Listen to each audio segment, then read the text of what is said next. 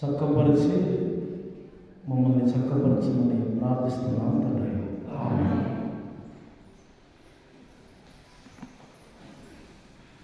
వరుస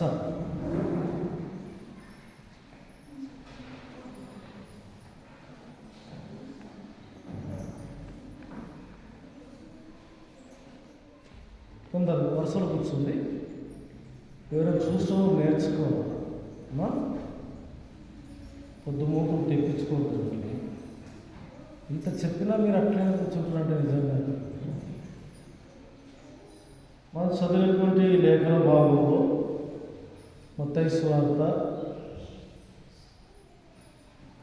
26వ అధ్యాయంలో యేసు ప్రభు వారు నా వచ్చురా గెస్సమనే తోట దగ్గర తన శిష్యులతో పాటు ప్రార్థనలో ఉన్నాడు. యేసు ప్రభు వారు 11 మంది శిష్యులు. మొదటిసారి ప్రార్థన చేస్తున్నప్పుడు మేల్కొని నుండి ప్రార్థన చేయండి అన్నాడు. శిష్యులు నిద్రపోయారు. రెండోసారి కూడా జరిగినట్టు. మూడోసారి కూడా అవే మాటలు పలుకుతూ ఉన్నాడు. చూడండి, మత్తయి సువార్త 26వ అధ్యాయము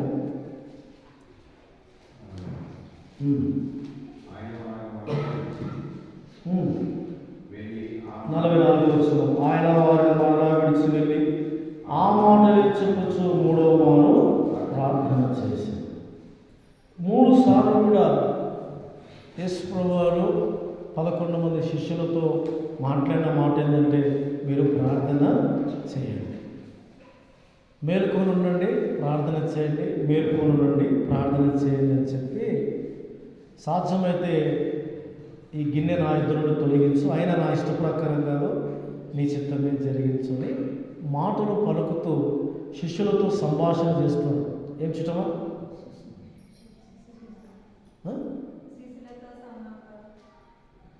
సంభాషణ చేస్తూ ఉన్నాడు.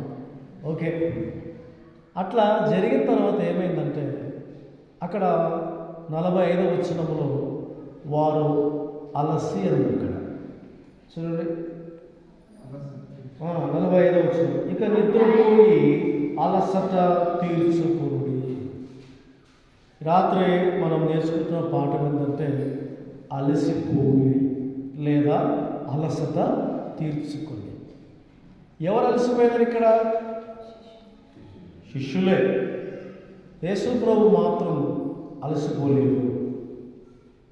మనము ఈ మత్తయి సువార్త 26వ అధ్యాయంలో ఈ చివరి ఘట్టాలు, ఈ మాటలు మనం జ్ఞాపకం తెచ్చుకుందాం. ఎవరు అలసిపోతున్నారు?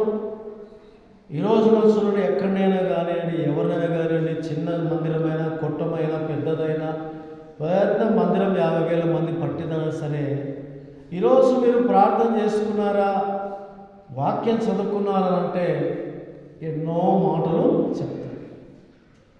ఇంకేం చెప్తారన్నా? అలసిపోయినామని కూడా చెప్తూ ఉంటారు. నిజంగా ప్రార్థన చేయడానికి అలుపు ఎందుకు వస్తుంది?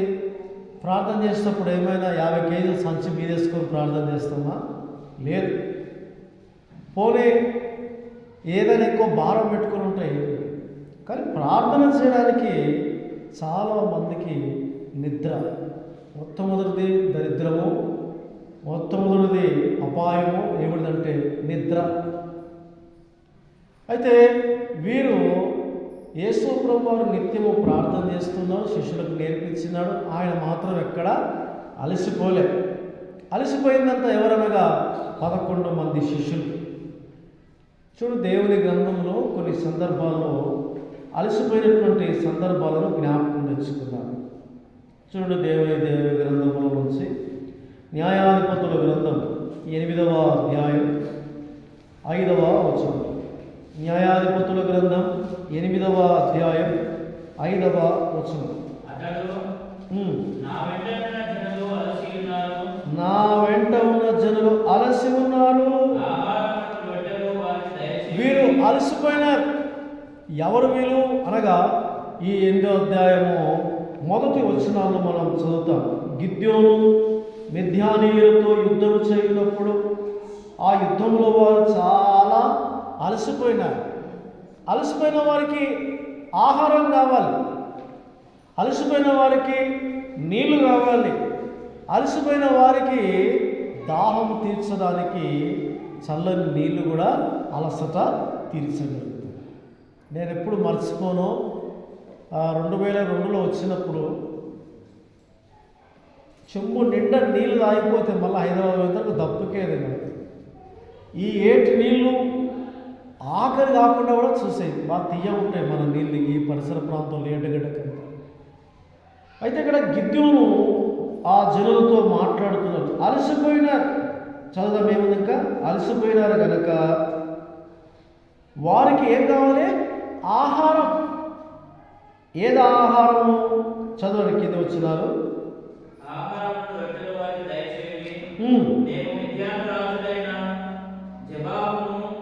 జబాహును సల్మానును తరుముచున్నామని సుక్కోతు వారితో చెప్పగా, సుక్కోతు అధిపతులు జబూహా సల్మాను అను వారి చేతులు ఇప్పుడు నీ చేతికి చిక్కినవి గనక అని చెప్పి వారు ఆహారమును అడిగారు. అలసిపోయిన వారికి ఆహారం బలం ఇస్తుంది. అలసిపోయినటువంటి వారికి ద్రాక్షారసం చాలా నెమ్మదిస్తుంది. ఒకసారి సౌలు కుమారుడు యోనాతాన్ యుద్ధానికి వెళ్తాడు. అయితే సౌలు ఏం చేస్తారంటే, యుద్ధానికి పోయినప్పుడు లేదా యుద్ధం గెలిచేంత వరకు పచ్చి మంచినీళ్ళు కూడా ఎవరు ముట్టుకోవద్దు అని చెప్పి సౌలు అనే రాజు ప్రజల చేత ప్రమాణం చేపిస్తాడు. ఏం చెప్పిస్తాడమ్మా? ఏందో ఒట్టు, మన భాషలో ఒట్టు, ఎవడైనా సరే నీళ్ళు తాగినా వాడు చచ్చును కాక అని సౌలు అన్నాడు. ఈ సంగతి యోనాతాన్ అంటే తన కుమారునికి తెలియదు. యుద్ధానికి పోయినారు, యుద్ధం చేసినారు, కొంచెం అలసట వచ్చిందని చెప్పి వాళ్ళు ఏం చేసినారంటే, తేనె చెట్టు నుండి ఆ కొమ్మల నుండి మ్రాణ మీద నుంచి కిందికి కారుతా ఉంది. ఏంటిది? వెంటనే యోనాతాన్ చూస్తున్నాడు. చూసి, అబ్బా ఇంత మంచి తేనె ఉంది, ఇది మనము తింటే మనకి ఎక్కలేని బలం వస్తుందని చెప్పంటే పక్కన వాళ్ళు అంటున్నారు అన్నమాట, మీ నాయన శపథం పెట్టించినాడు ఎవరైనా సరే తింటే మరణం అవుతారు అంటే, మా నాయన అట్లా చెప్పించలేండి, అదంతా కరెక్ట్ కాదు అని చెప్పి యోనాతాను పోయి మొదటగా ఆ తేనె కొంచెం తీసుకొని కొంచెం తింటేనే ఎక్కడ లేని బలం వచ్చేస్తుంది. ఆ తేనె తిని యుద్ధం చేసి కొంతమందిని ఓడగొడతాడు. అంటే నేనేం చెప్తున్నా అంటే, అలసి ఉన్న వారికి తేనె చాలా బలము, ఆహారం ఇంకా బలం. చూడండి, 2వ చదువుదాం రండి. దేవుని గ్రంథంలో నుంచి 2వ సమూయేలు గ్రంథం 17వ అధ్యాయం. 2వ సమూయేలు గ్రంథం 17వ అధ్యాయము 28వ వచనం. అరణ్యముందు జనులు అలసిన వారై ఆకలిగొని దప్పికొని ఉండునని తలంచి పరుపులను, పాత్రలు, గిన్నెలు, గోధుమలు, యవలు, పిండి, వేసిన గోధుమలు, కాయ ధాన్యములు, చిక్కుడు కాయలు, పేలాలు, తేనె, వెన్నె, గొర్రెలు, జున్ను ముద్దలు దావీదును అతని ఎదురున్న జనులు భోజనము చేయుటకై తీసుకుని వచ్చింది. నా వైపు చూడాలి మీరు. మొదటి మాట న్యాయాధిపతుల గ్రంథం 5వ అధ్యాయం 8వ వచనంలో గిద్యోను అక్కడ వాళ్ళు అడుగుతున్నాడు, మేము యుద్ధం చేసి అలసిపోయినాం, మాకు ఆహారం ఇస్తే మేము ఆహారం తిని మళ్ళా యుద్ధం చేయగలుగుతాం, ఆహారం లేకపోతే మేము యుద్ధము చేయలేము. రెండవ సందర్భం, ఇక్కడ దావీదు యుద్ధం చేసి అలసి ఉన్నాడని ప్రజలు తెలుసుకుని దావీదుకి అలాగనే దావీదుతో పాటు ఉన్నటువంటి వారందరికీ కూడా రకరకాల భోజనాలు, గొర్రె మాంసము, వేసిన బుడ్డలు, ఆ తర్వాత తేనె, జున్ను గడ్డలు, పాలు మొదలైనవి తీసుకుని వచ్చినారు. దావీదు తన జనులు ఆ ఆహారం తిని బలము తెచ్చుకొని తిరిగి మళ్ళా యుద్ధం చేసినారు. అలసిపోయిన వారికి ఆహారము చాలా బలం. అలసిపోయిన వారికి తేనె చాలా టేస్ట్ ఉంటుంది. మీరు ఎప్పుడైనా తేనె తిని చూడండి, అలసి ఉన్నప్పుడు ఎంత బలం వస్తుందో అంత బలం వస్తుంది. 3వ చదువుదాం రండి. దేవుని గ్రంథంలో నుంచి కీర్తనల గ్రంథం 68వ అధ్యాయం 9వ వచనం, కీర్తనల గ్రంథం 68వ అధ్యాయము 9వ వచనం. దేవా, నీ శాస్త్రము మీద నీవు వర్షము సమృద్ధిగా కురిపించితివి, అది అలసి ఉండగా నీవు దాన్ని బలపరచితివి. దేన్ని బలపరచుకుని? ఇక్కడ ఏ మనసిపోయింది? పైరు ఏ మనసిపోయింది? కొమ్మలకు, చెట్లకు, వేర్లకు వర్షం అనే ఆహారం లేక పంటలన్నీ కూడా ఏమైపోతున్నాయంటే బలహీనమైపోతూ ఉన్నాయి. కాబట్టి దేవుని దాసుడు అంటూ ఉన్నాడు కీర్తనకారుడు, దేవా, నీ స్వాస్థ్యం మీద నీవు వర్షము సమృద్ధిగా కురిపించితివి, అది అలసి ఉండగా. ఏమిటిది? స్వాస్థ్యం. వీళ్ళ మొక్కలు అనుకుందాం, విత్తనాలు అనుకుందాం, లేదా మిరపసేన అనుకుందాం. వర్షం లేదు, నీళ్లు లేవు, కాలువలు లేవు, ఏమీ లేవు ఆ దినాల్లో. ఆ దినాల్లో దేవుని దాసుడు అంటూ ఉన్నాడు, దేవా, అది అలసి ఉండగా నీవు దానిని బలపరిచితివి, నీ సమూహము దానిలో నివసించును. అలసిపోయినటువంటి స్వాస్థ్యమునకు ఆహారం ఏంటంటే వర్షం. చూడండి, ఎన్ని నీళ్లు కట్టినా ఒక్క వర్షం పడిందనుకోండి, మొత్తం పైరంతా లేచి కూర్చుంటుంది. వంగిపోయినవి, ముడతపడినవి కూడా వర్షం పడితేనే చిగురిస్తూ ఉంటాయి. వర్షము మొక్కలకు ఎలాంటిదంటే ఆహారం. అలా మొదలు చెప్పాలా? ఏసన్నా మొదటి ఆహారం ఏంది? న్యాయాధిపతుల గ్రంథం 5వ అధ్యాయము 8వ అధ్యాయం 5వ వచనం. గిద్యోను అలసిపోయినప్పుడు వారికి ఆహారం అవసరం వచ్చింది. ఆహారం ఇచ్చినారు, బలం తెచ్చుకున్నారు, యుద్ధానికి పోయారు. రెండవది,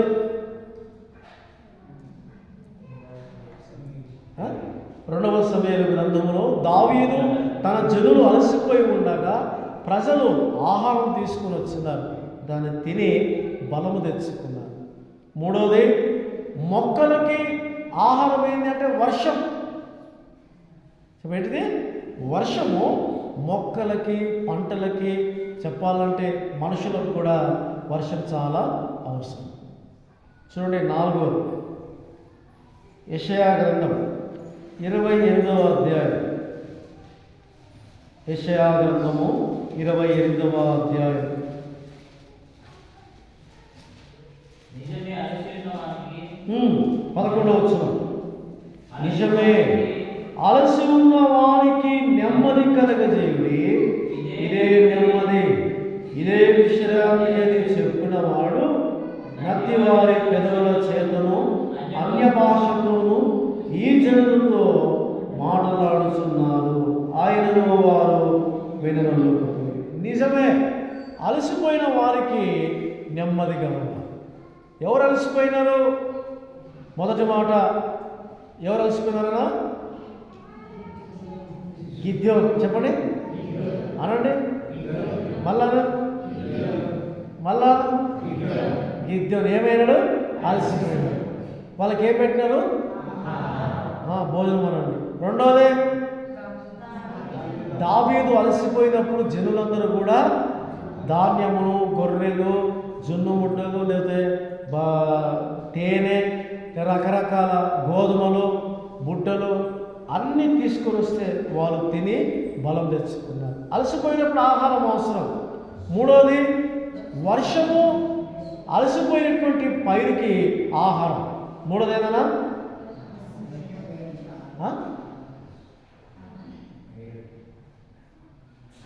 మూడోదేనా?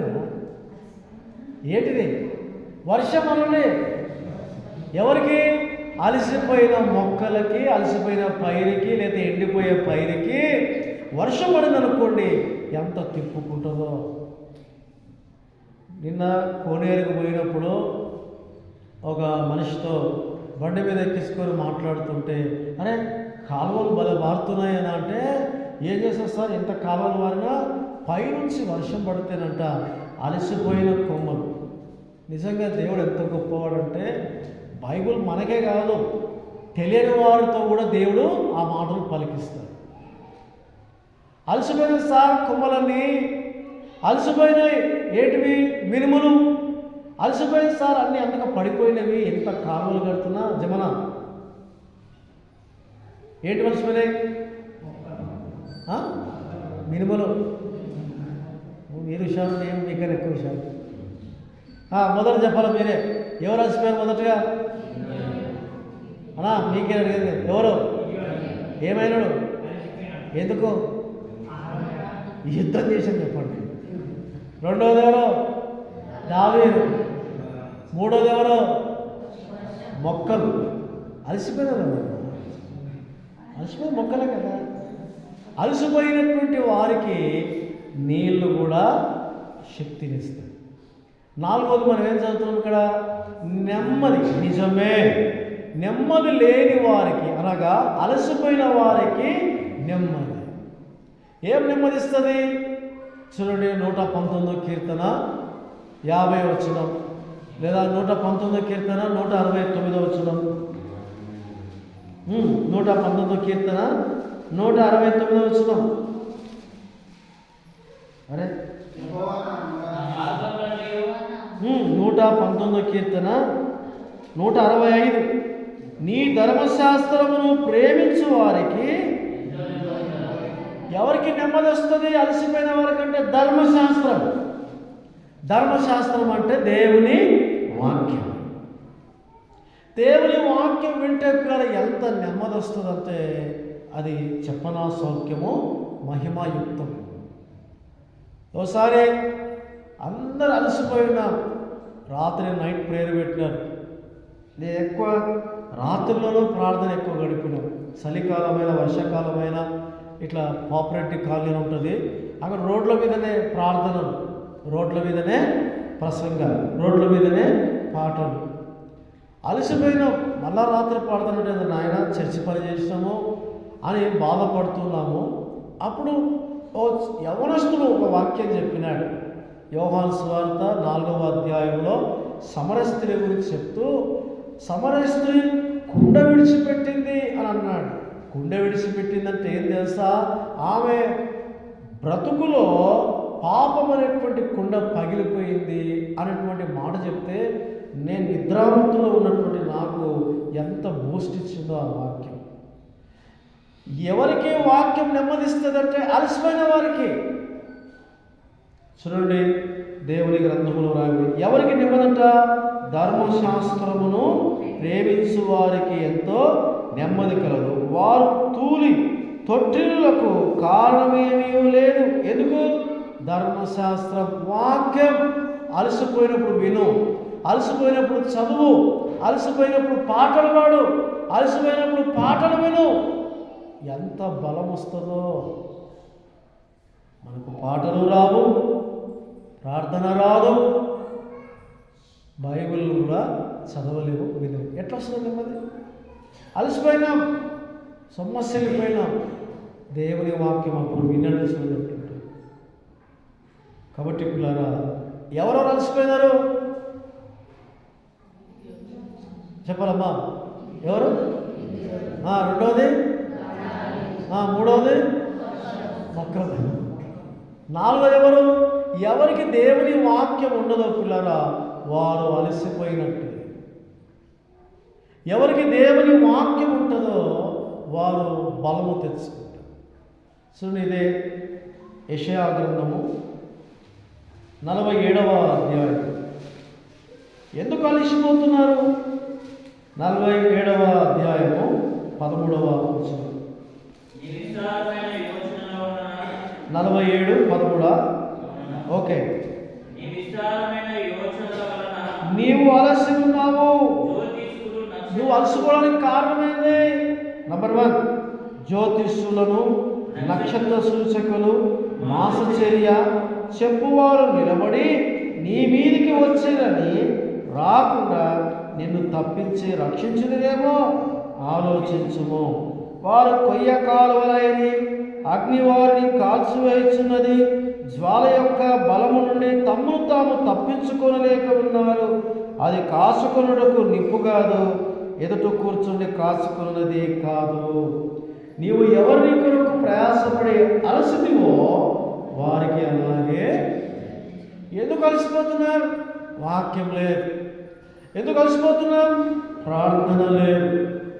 అది మనం చదివిన మత్తయి సువార్త 26:45 ఉన్నారు. వారు అలసిపోయినారు. దేనికి?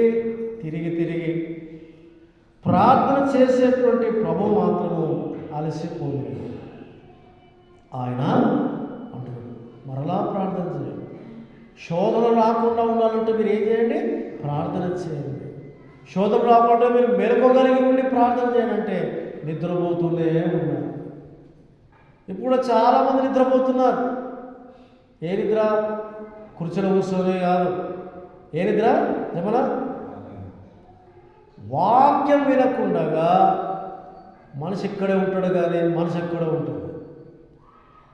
ఎందుకు చెప్పలేకపోతున్నా అడిగినప్పుడు అంటే ధ్యాస లేదు. దేని మీద? వాక్యం. కాబట్టి ఎందుకు నెమ్మది కలుగుతలేదంటే ఇలాంటి కారణాలు ఉంటాయి. ఇది 57 అధ్యాయం 13వ వచనం ప్రకారం చూడండి. ఇర్మియా గ్రంథం 31వ అధ్యాయం 21వ వచనం చూడండి. ఇర్మియా గ్రంథం 31వ అధ్యాయం 21వ వచనం. 24 చదువుదాం. అలసి ఉన్న వారి ఆశను తృప్తిపరచదును, కృషించిన వారందరినీ నింపుదును. అలసిపోయిన వారిని, వారి ఆశను తృప్తిపరిచేది దేవుని యొక్క వాక్యము లేదా ప్రార్థన. దయచేసి అలసిపోయినటువంటి వారికి ఆహారం ఎట్లనో, అలసిపోయినటువంటి వారికి నీరు ఎట్లనో, అలసిపోయిన వారికి నీడ ఎట్లనో, యోనా గ్రంథంలో యోనా కూడా అలసిపోయి ఉంటాడు. ఒక చెట్టు నీడనిస్తేనే అలసట తీరిపోయింది. నీడ కూడా ఒక ఆహారమే మనిషికి. వర్షం ఒక ఆహారం మొక్కలకి. అలాగనే మనుషులమైన మనకి కూడా దేవుని వాక్యం ఏంటంటే ఆహారం లాంటి. దేవుని వాక్యము ఆహారం. అందుకనే దేవుని గ్రంథంలో రాంటిది చూడ హెచ్కేల్ గ్రంథం 2వ అధ్యాయం. నా కుమారుడా దీన్ని తీసుకొని తిను అని ఉంటుంది. చూడండి 3వ అధ్యాయము 3వ వచనం. నేనిచ్చుచున్న ఈ గ్రంథమును ఆహారముగా తీసుకొని దానితో నీ కడుపు నింపుకొనుమని నాతో సెలవీయగా దానిని భక్షించి తిని అది నా నోటికి తేనె వలె మధురము. ఏమిడిది? గ్రంథం. ఏమిడిది? ధర్మశాస్త్రం. నువ్వు చదివితే కదా, వింటే కదా. కాబట్టి ఇట్లాగా నెమ్మదిచ్చేది దేవుని వాక్యం.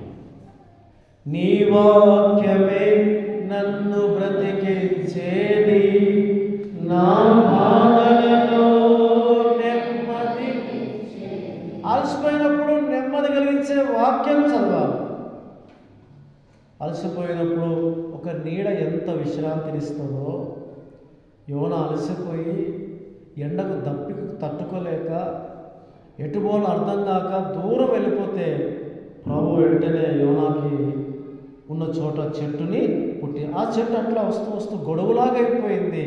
యోనా అలసట తీసుకుంది. చూడండి యోనా గ్రంథం 4వ అధ్యాయం. యోనా గ్రంథం 4వ అధ్యాయం 5వ వచనం.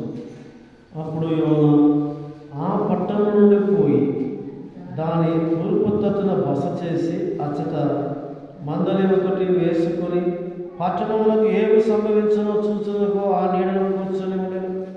దేవుడైన యెహోవా సూర చెట్టు ఒకటి ఏర్పరిచి దానికి కలిగిన శ్రమ పోగొట్టుటకి అది పెరిగి యోనా తలకు పైగా నీడనిచ్చినట్లుగా చేశాను. ఆ సూర చెట్టును చూచి యోనా బహు సంతోషించను. ఒక చెట్టు నీడనిచ్చి అతని సేద తీర్చి, అంటే నిద్రపోవడానికి అలసటగా ఉన్న మనిషికి ఎంతో నెమ్మది. కాబట్టి ఇప్పుడు మొదటి మాట జ్ఞాపకం తెచ్చుకుందాం. ఎవరు అలసిపోయినారు? గిద్యోను. ఏం తిన్నాడు? దావీదు అలసిపోయినాడు. జొన్నగడ్డలు, గోధుమలు, తేనె, గొర్రె మాంసము, గోధుమలు మొదలైన వాటిని తిని బలం తెచ్చుకున్నాడు. మూడవది మొక్కలకి ఎవరు ఎంగనా మన విషయాలు ఏమన్నా చెప్పి ఎందుకంటారు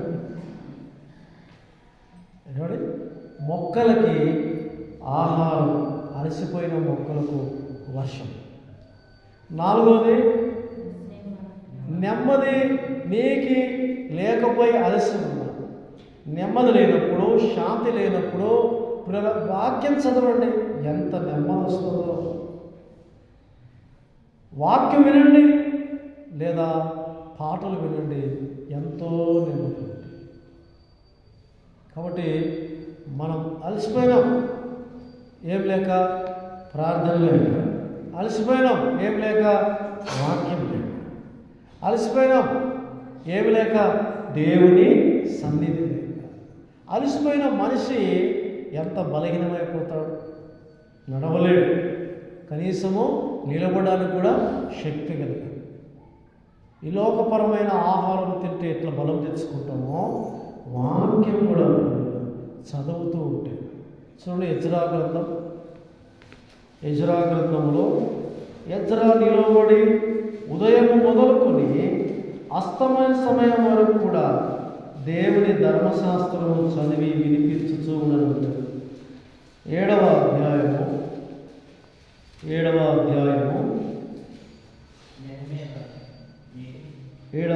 నెహెమ్యా గ్రంథంలో ఉంటుంది, ఎజ్రా గ్రంథంలో కూడా ఉంటుంది.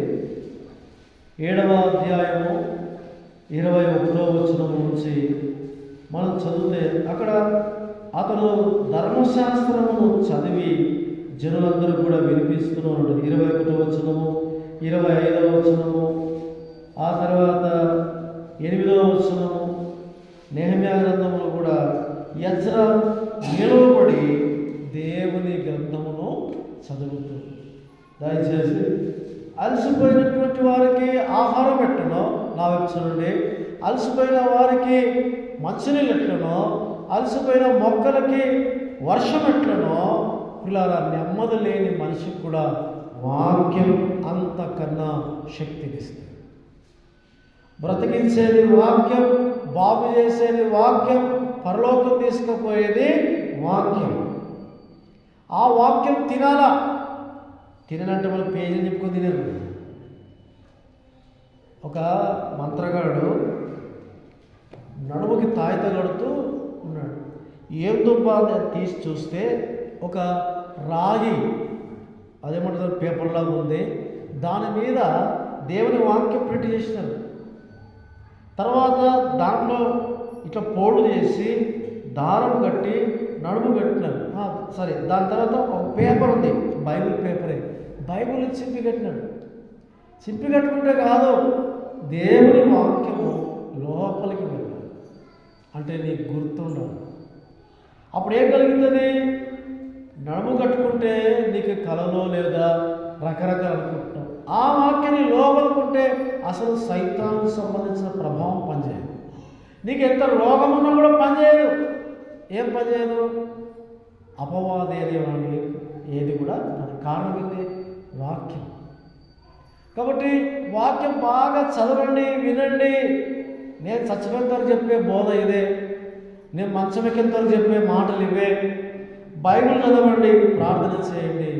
చూడు, నెహెమ్యా పాటలు ఉన్నాయి ఇట్లా, ఏమని? చిట్టమ్మ చెల్లమ్మ చెరుకు కన్న దీపమ్మ, యేసయ్య మాటలు వినవమ్మ, బాబాయి అన్నాయి బందరు లడ్డు రుచి కన్నా, యేసయ్య మాటలు విన్నన్నా. శూన్యము తెలుసా నీకు, విశ్రాంతరాలు తెలుసా, దానికన్నా దీనికన్నా చెడ్డది నీది మనసు. బైబిల్ చెప్పను, ప్రార్థన చేయి, మరి చెప్పగా మంచిగా బ్రతుకు. చిట్టమ్మ చిన్నమ్మ, చాలా పాటలు ఉన్నాయి ఇట్లా బైబిల్కి సంబంధించిన పాటలు. దేవుని వాక్యం ఎంత నెమ్మదిస్తుందంటే అది చదువులో తెలుస్తుంది, విన్నులో తెలుస్తుంది. ఓన్లీ స్వస్థత కావాలి మాకు, అర్థం కాదు.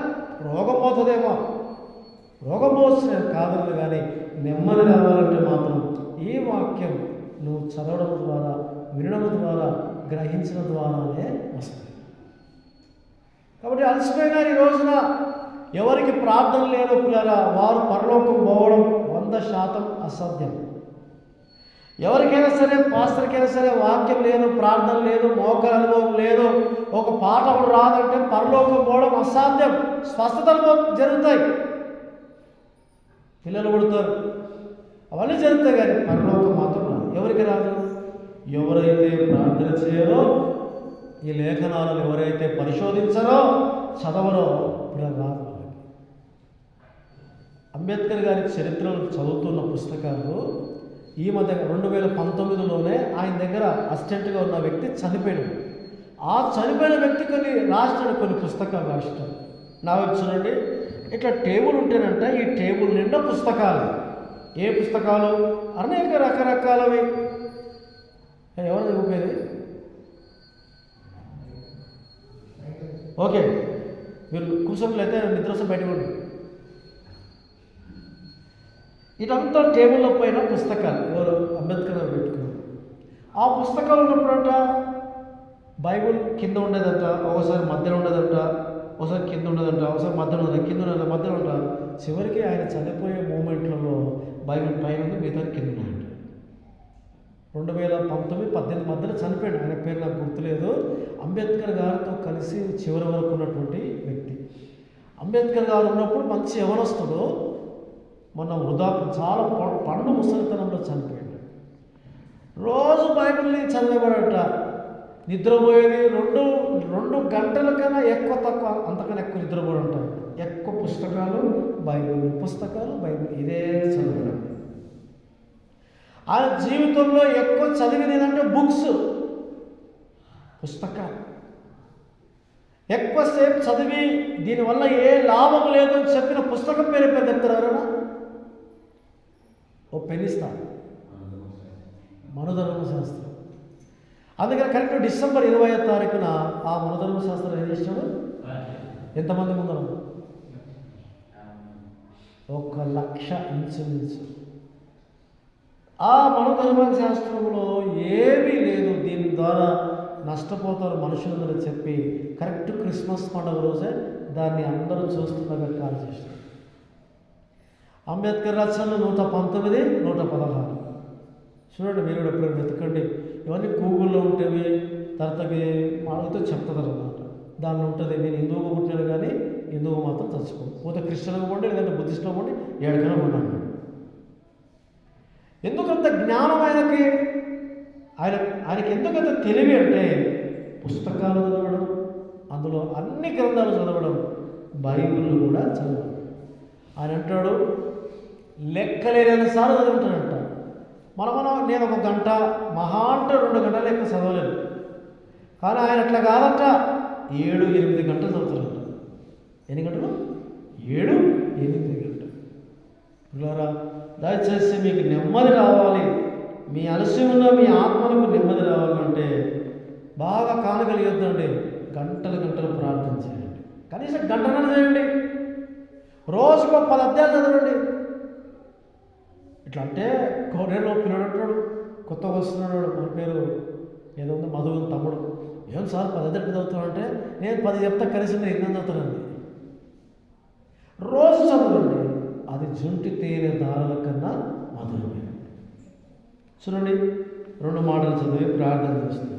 మార్క్స్ వార్త 6వ అధ్యాయం 31వ వచనం. మార్క్స్ వార్త 6వ అధ్యాయం 31వ వచనం. అప్పుడు ఆయన, మీరు ఏకాంతముగా అరణ్య ప్రదేశములకు వచ్చి కొంచెం సేపు అలసట తీర్చుకున్నని చెప్పాను. ఏలైనగా అనేకులు వచ్చుచూ పోచూ ఉండినందున భోజనము చేయుటకైన వారికి అవకాశము లేదు. అబ్బా, ఎంత బిజీయో. 30వ వచనం. అంతటా అపోస్తులు యేసునొద్దకు కూడి వచ్చి తాము చేసినవనియు బోధించినవనియు ఆయనకు తెలియజేసిరి. అప్పుడు ఆయన అంటున్నాడు, మీరు ఏకాంతముగా అరణ్య ప్రదేశములకు వచ్చి కొంచెం సేపు అలసట తీర్చుకుంది. మేమంతా వాక్యం చెప్పినాం ప్రభా, మేము ఆ ఊళ్ళోకి పోతున్నాం అని చెప్పినప్పుడు ప్రభు అన్నాడు, అట్లయితే మీరు కొద్దిసేపు అలసట తీసుకోండి. కింది వచ్చిన చదువుదాం. కాగా వారు దోణ ఎక్కి అరణ్య ప్రదేశములకు ఏకాంతముగా వెళ్ళిది. వారు వెళ్ళుచుండగా జనులు చూసి అనేకులాయన గుర్తెరిగి సకల పట్టణం నుండి అక్కడికి కాలినడకన పరిగెత్తి వారికంటే ముందుగా వచ్చింది. కనుక యేసు వచ్చి ఆ గొప్ప జన సమూహమును చూసి వారు కాపరు లేని గొర్రెలు ఉన్నందున వారి మీద కనికరపడి వారికి అనేక సంగతులు అలసిపోయినట్లేడు. యేసు ఎక్కడ? దేవదాసులు చాలామంది బోధించే విషయంలో అస్సలు అలసిపోలేదు. డాక్టర్ బిఆర్ అంబేద్కర్ గారు అనుసరులు అందరూ కూడా పుస్తకాలు బాగా చదువుతారు, బైబిల్ కూడా బాగా చదువుతారు. నిజంగా అంబేద్కర్ అభిమానించే వాళ్ళు అన్ని పుస్తకాలు చదవండి. నేను ఒక్కడే చెప్పాను, అన్ని చదువు. నేను ఈరోజు కూడా ఖురాన్ చదువుతుంటా, బైబిల్ చదువుతుంటా, కొన్ని పుస్తకాలు చదువుతుంటా. కిందను కొన్ని ఉన్నాయి, ఆడవాళ్ళు కొన్ని ఉన్నాయి, మీరు చదువుకోవచ్చు. అవన్నీ నా పుస్తకాలు చదివినటువంటి కూడా. ఈ టేబుల్ కింద కూడా కొన్ని పుస్తకాలు ఉంటాయి, ఖురాన్, బైబిల్ లేదా భగవద్గీతకు సంబంధించినవి. చదువుతూ ఉండాలి, ప్రతిదీ చదువుతుంటేనే తెలుస్తుంది. కాబట్టి పిల్లల యేసు ప్రభు ఎప్పుడు కూడా కునికి నిద్రపోయినట్టు నిద్రపోయినా అనుకోండి, బోధకుడా నీకు చింత లేదా, మేము చచ్చిపోతున్నాము కూడా, తుఫాను వచ్చింది, అలలు వచ్చినాయి, కళలు అవి వస్తున్నాయి అంటుంటే కూడా అప్పుడు ప్రభు అంతటా లేచి గాలిని గద్దించగా అది అంతటా నిమ్మలమాయను. చూడండి ఎబ్రీ పత్రిక 12వ అధ్యాయం, ఎబ్రీ పత్రిక 12వ అధ్యాయం. నిద్రపోయిన వాళ్ళందరూ, అలసిపోయిన వాళ్ళందరూ దేవునికి స్తోత్రం చెప్తాం, హల్లెలూయా. ఎక్కడొకడి అక్కడే మేలుకో చెప్పండి, నిద్రపోయిన చెప్పండి, హల్లెలూయా.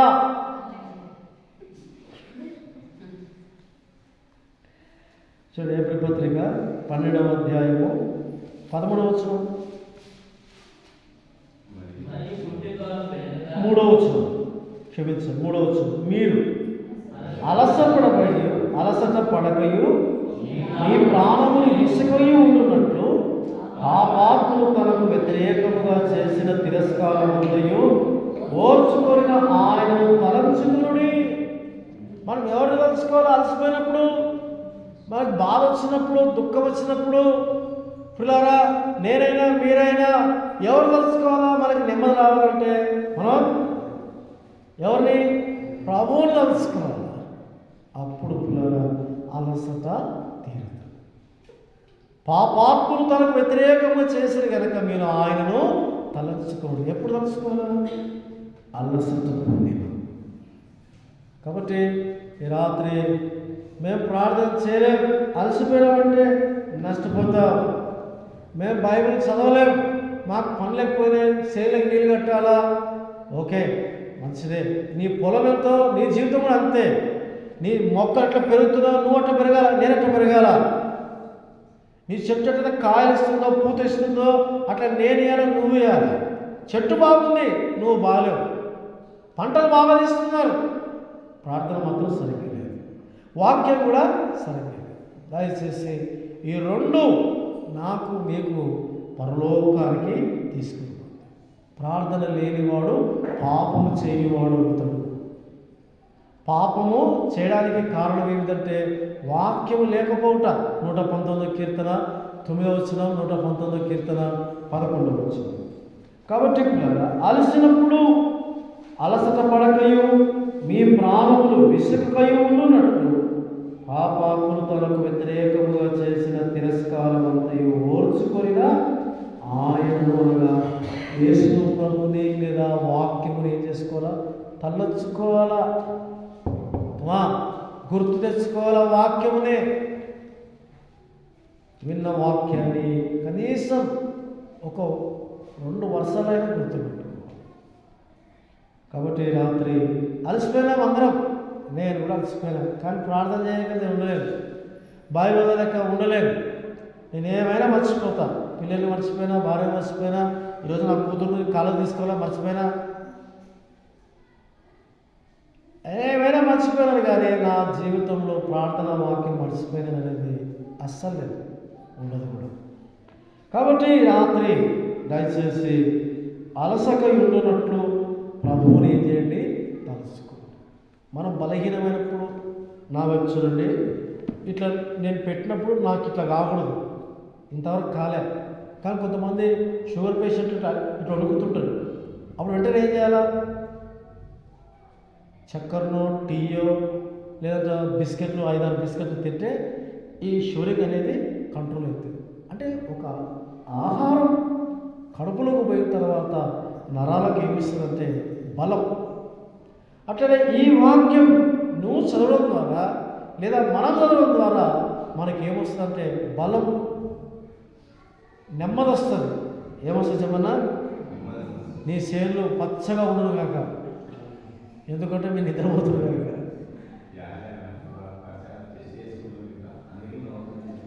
ఇట్లా ఎవరికోసం నావాల్సిన మీరు బాగా ఇట్లా ఎవరికి వస్తుంది అంటే ఇట్లా వణుకుడు, నశము, కళ్ళు, గుడంబ, మత్తు పదార్థాలు వాడే వాళ్ళకి వణుకుడు వస్తుంది.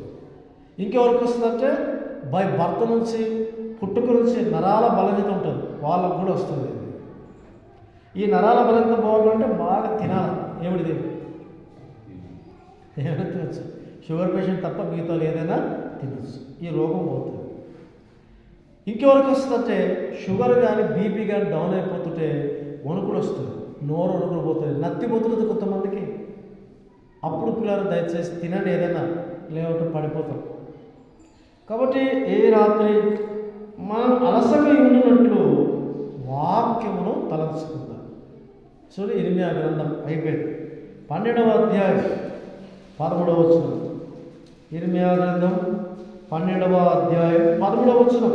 జనులు గోధుమలు చల్లి ముళ్ళ పంట కోయదురు, వారు అలసపడుచున్నారు కానీ ప్రయోజనము లేకపోయేను. యెహోవా కోపాగ్ని వలన కోతకు పంట లేక వీరు సిగ్గుపడదు. జనులు గోధుమలు చల్లి ముళ్ళ పంట కోస్తున్నారు అంటే అర్థమైంది, ప్రభులో ఉన్నట్లుగానే ఉంటున్నాం కానీ జీవితం అంతా ముళ్ళు. అలాంటి వారికి నెమ్మది అనేది కాబట్టి దయచేసి మళ్ళీ చెప్తున్నాను, రోగం పోతుంది వస్తుంది. నా వైపు చూడండి, పేతురు అత్త, ఆమె పేరు నాకు తెలియదు, మీరు ఎవరు తెలిసి చెప్పండి. ఆమెకు జ్వరం వచ్చినప్పుడు యేసుప్రభువు వెళ్ళి ఆమెను లేదా చెయ్యిని ముట్టగానే అంతటా జ్వరము ఆమెని వదిలినుంది. ఇంకెప్పుడు జ్వరం రాలేదా చెప్పండి? దగ్గు ఒక్కసారి వస్తుందా, బతుకున్న వరకు వస్తుందా అమ్మా? కాలు నొప్పులు, నడుముల నొప్పులు, కీళ్ళ నొప్పులు ఎప్పుడెప్పుడు వస్తాయి? నాకైతే 365 రోజులు ఉంటాయి. నాకు 300 రోజులు మెడల నొప్పులు, కాళ్ళ నొప్పులు, జాయింట్ల నొప్పులు. నేను ఒక్క గోలి కూడా వేసుకోను, ఒక్క మాత్ర కూడా నొప్పులకు వేసుకోను. కిడ్నీలు ఫెయిల్ అవుతాయి. ఎక్కువ రోజులు బతికి మీ అందరికీ వాక్యం చెప్పి మీ పానం తినాలని నేను నొప్పుల గోలు వేసుకోను.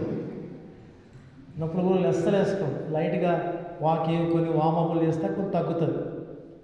కాబట్టి పిల్లలు నేను ఎందుకు ఏమంటున్నానంటే, జ్వరం వచ్చి పోతుంది, క్యాన్సర్ వచ్చి కూడా పోతుంది. తెలుసా మీకు క్యాన్సర్కి అర్థమేం తెలుసా? ఎవరికైనా క్యాన్సర్కి అర్థం తెలుసా? రాజుబాబు అన్నకి కడుపులో వచ్చింది గడ్డ, కోసి తీస్తే 1/4 కిలో వచ్చింది. బాగా ఎప్పుడు హుషారైపోయింది అనుకున్నాం కానీ మళ్ళీ ఇక్కడికి వచ్చింది, ముక్కుకు వచ్చింది. ఇది కూడా ఎక్కడ తెలుసా మీకు?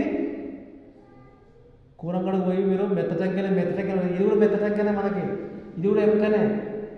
మీరు ఎప్పుడైనా గొర్రెని కోసినప్పుడు కానీ మేకను కోసినప్పుడు కానీ చెవులు పచ్చివి కట్ చేసుకొని తినండి, సూపర్ ఉంటుంది. ట్రై చేసి చూడు, కొబ్బరిలా ఉంటుంది. కొబ్బరి నేను తిన్నానని చెప్తున్నా. నేను ఎందుకు గుర్తు చేస్తుంటే, దేవుని వాక్యంలో రాయబడిన మాటలు మనం గుర్తు చేసుకుంటాం. ఒక పశువు తినడం ద్వారా లేదా గింజ తినడం ద్వారా ఎంత బలం ఉంటున్నారా? ప్రార్థన వాక్యం కూడా రోగం వస్తుంది పోతుంది. ఈడొచ్చిన క్యాన్సర్ ఈయన అనుకుంటున్నారా? రాజభవన్కి ఇక్కడికి వచ్చింది, ఇక్కడికి వచ్చి ఈ ఎముకకు వచ్చింది, ఈ ఎముకకు వచ్చి లాస్ట్కి చచ్చిపోయే ముందు ఈ బ్రెయిన్కి వచ్చి గట్టిగా అరిచి ఒక 15-20 నిమిషాలు కేకలు పెట్టి చచ్చిపోయాడు. అది క్యాన్సర్ అంటే పోదు. అందరికి ఉంటుంది తెలుసా, ఇది ప్రతి ఒక్కరికి ఉంటుంది. కాబట్టి పిల్లలు రోగాల కొరకు ఎక్కువ దయచేసి ప్రయాసపడద్దండి. దేవుడు ఆరోగ్యం ఇస్తాడు, స్వస్థత ఇస్తాడు. అదే జెండా అనుకుంటే, బ్యాన్ అనుకుంటే నరకం పోతాడు. వాక్యం చదవడం ద్వారా, ప్రార్థన చేయడం ద్వారా అలసి ఉన్న వారికి బలం వస్తుంది. రోగాలు వస్తుంటవి, పోతుంటవి. నాకు కరోనా వచ్చింది, నేను చచ్చిపోతానని నేనే అనుకున్నా, మా ఇంటి వాళ్ళు అనుకున్నారు. నాకు ఫోన్ చేసిన వాళ్ళు, నన్ను జూన్కి వచ్చిన వాళ్ళు, సార్ బాగున్నారు వాళ్ళు చచ్చిపోయినారు. నాకు చూసిన రాకేష్ రెడ్డి అనే డాక్టర్ కూడా సెకండ్ వేలో అంత అయిపోయింది, నేను డిశ్చార్జ్ అయినా, ఆయనకి పోయి కనబడినా అంత అయిపోయినా, నాకు చెప్పినాడు మీ జీఎస్ బయట వేసాడు, నేను రాసిన మందులు ముఖ్యం కాదు అన్నాడు. ఆ మనుషుడు చచ్చిపోయాడు. ఏమొచ్చి? కరోనా వచ్చి. నేను ఆయన నిలబడతా కదా, ఆ మనిషితో మాట్లాడతాడు. నేను 3-4 మాస్కులు పెట్టుకొని ఉంటాను. అంత భయపడుతున్న వ్యక్తి కూడా చనిపోయాడు. ఎవరికైనా రోగం రావచ్చు. రోగం తాత్కాలికం, పోతుంది వస్తుంది. చుట్టాలన్నా రారేమో కానీ రోగం పోతుంది వస్తుంది. నాకు కరోనా వైరస్లో మొత్తం ఇక్కడి నుంచి ఒక టెస్ట్ చేసేసి షుగర్ లేదని వచ్చింది. మా తమ్ముడు బిత్తరపోతున్నాడు, అరే నీకు షుగర్ లేదని వచ్చింది రా అన్నాడు. అరే మా షుగర్ ఉంది కదా నాకన్నా, చూడు రిపోర్ట్లో నీకు షుగర్ నీళ్ళని వచ్చింది అని అన్నాడు. 60 ఉంది తినకముందు, తిన తర్వాత 110 ఉంది. నీళ్ళు అన్నమాట. మళ్ళీ ఒక 2 నెలల తర్వాత మళ్ళీ వచ్చింది. ఏంటిది? షుగర్.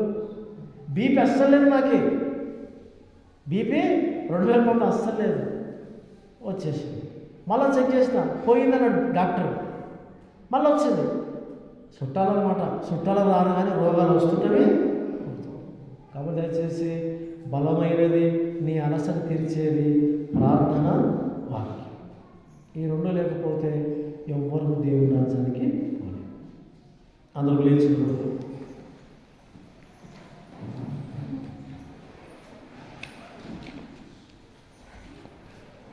అందరూ లేచిపోతారు. నీ వాక్యమే నా జీవాహారం, నీ నామమే నా ప్రాణాధారం.